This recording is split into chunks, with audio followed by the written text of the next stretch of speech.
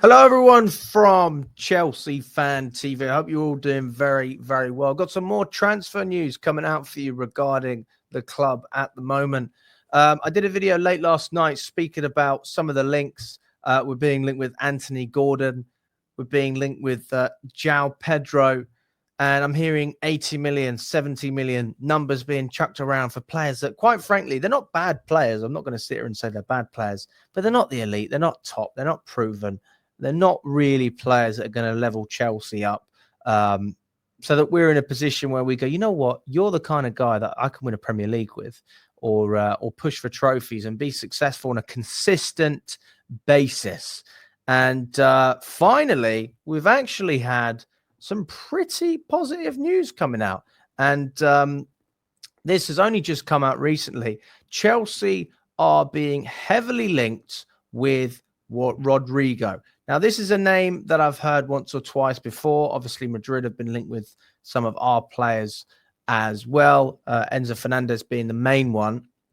But yeah, it's come out again via Goal, where Chelsea are assessing Rodrigo's situation and considering a proposal to Real Madrid. We're obviously looking for players in the front line. He's not a striker, but he is capable of scoring goals and obviously getting involved in other areas of the team as well. As it stands, he's got about 23 GA this season. He's scored 13 goals and provided 10 assists, and he's been a regular for Real Madrid. He's played 50 matches for the team this season.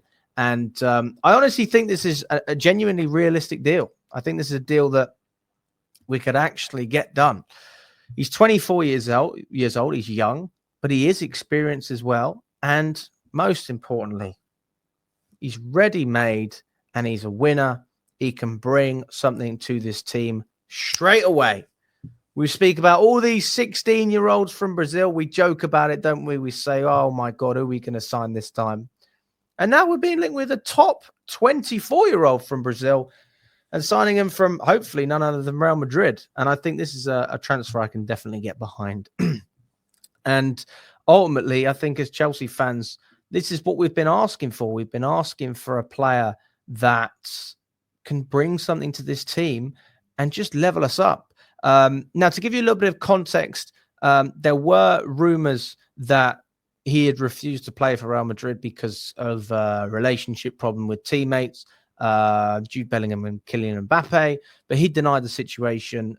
He went online and said, stop making things up on his X account. Now, talks haven't begun yet, but we have contacted the players' staff in order to understand the possibility of a transfer in the next window.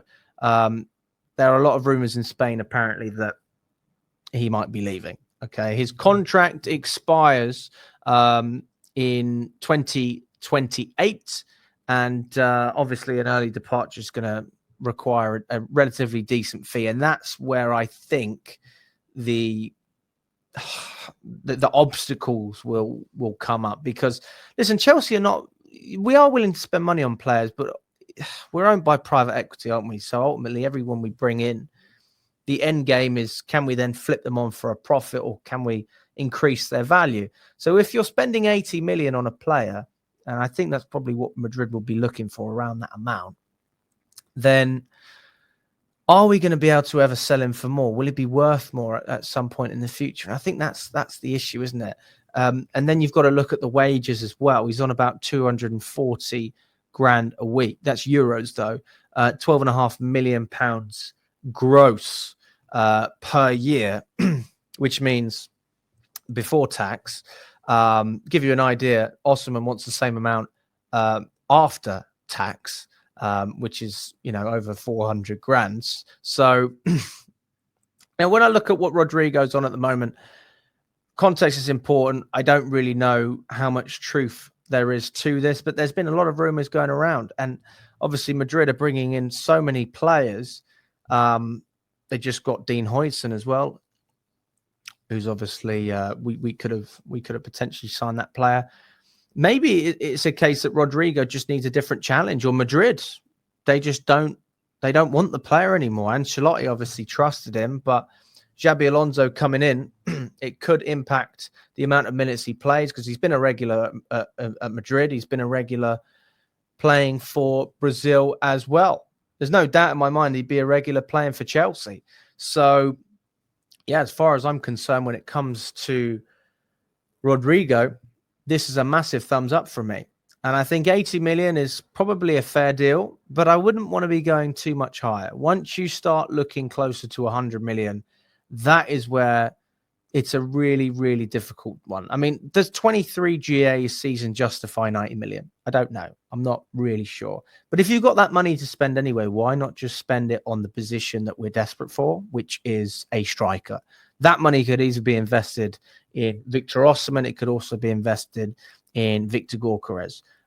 We missed out on Dean Huijsen. We still need centre-backs. So how much cash we have to spend is going to be vital in terms of prioritizing the different transfers that we choose to pursue. Now we're looking at different centre-backs. I'm hearing Araujo, who's a centre-back for Benfica. He's going to be extremely expensive. I doubt that deal will happen. Mark Guehi doesn't have long left on his Crystal Palace contract. I reckon we can get that done for 40 million.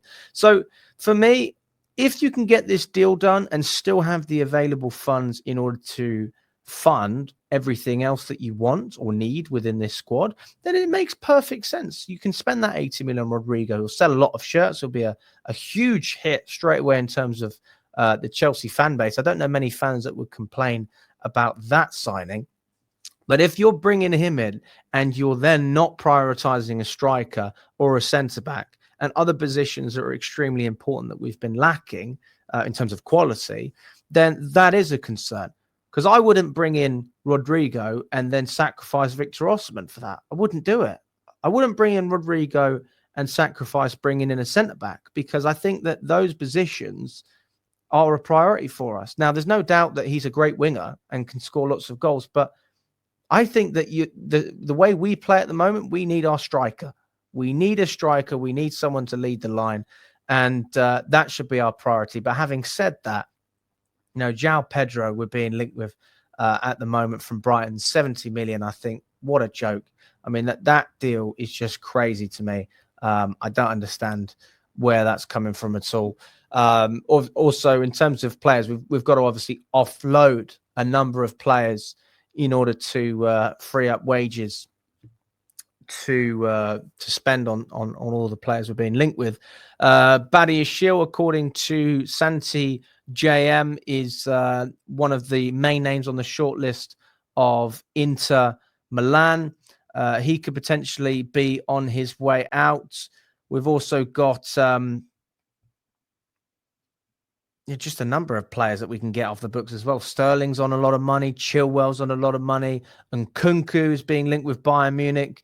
They are looking into it, but we haven't had anything concrete as of yet. So, yeah, we've got to get rid of players before we look at spending all this money if we want to do it in a sustainable way, which I can imagine we will. But we're talking all about finances, buying and selling players. Ultimately, Rodrigo's not going to want to join Chelsea if we're playing in the Europa League. All right. If we get Champions League football, we have a lot more pull in this situation.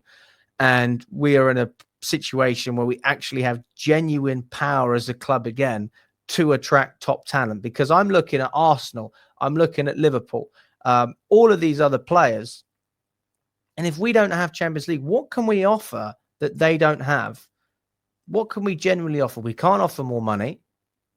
We can't offer, obviously, a higher standard of football because we're not going to be in the Champions League.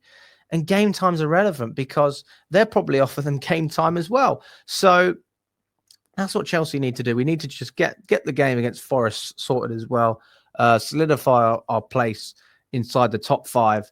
And then fingers crossed, I hope we can beat Real Betis. I mean, that would be a disaster if we lost that game. And then we'll have a lot more to work with. We'll be able to give all of our players on incentivized contracts a 20% bump because we know that that's one of the conditions. If we get Champions League football, everyone gets a nice pay rise. And that will allow us to pay more wages for players coming in the door as well. Because if you're getting a 20% reduction next season because we're in the Europa League, I don't think that's a great selling point, especially if you're not playing in the Champions League as well. So let me know what you think, guys.